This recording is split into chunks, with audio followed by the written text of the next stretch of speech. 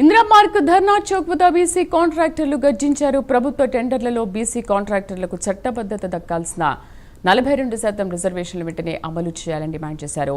మాకు మా హక్కు కావాలి, ఇప్పుడే కావాలి అంటూ నినాదాలు చేశారు. మహాధర్నాకు ఎమ్మెల్సీ తీర్మాన్ మల్లన్న సంఘీభావం తెలిపారు. ప్రభుత్వంపై బీసీ కాంట్రాక్టర్లు ఘాటు విమర్శలు గుప్పించారు. హామీలు ఇచ్చిన ప్రభుత్వం మాట తప్పిందని, ఇప్పుడు హక్కు కోసం బీసీలు రోడ్డెక్కాల్సిన పరిస్థితి వచ్చిందన్నారు. రాజకీయాల్లో రిజర్వేషన్లు ఉన్నట్లే టెండర్లలో కూడా సమాన వాటా ఉండాలన్నారు.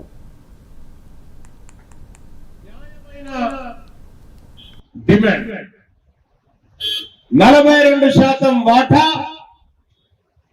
బీసీ కాంట్రాక్టర్లకు ఇస్తామని చెప్పి కాంగ్రెస్ పార్టీ తన ఎన్నికల మేనిఫెస్టో పేజ్ నెంబర్ 16లో 3వ పాయింట్ గా పెట్టినటువంటి అంశం.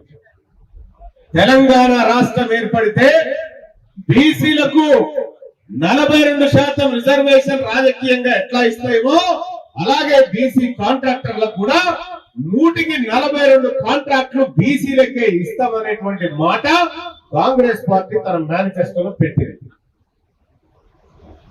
నేను అడుగుతా ఉన్న సోదరులారా, మీ అందరికీ తెలుసు రాజకీయ రిజర్వేషన్ విషయానికి వస్తే స్థానిక సంస్థల్లో సౌండ్ చూసుకోవాలి.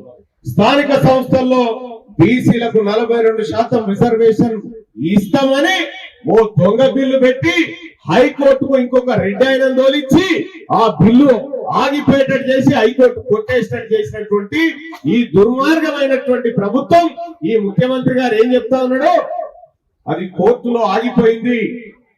Indira Sahani case, union of India case అడ్డం పడుతూ ఉంది.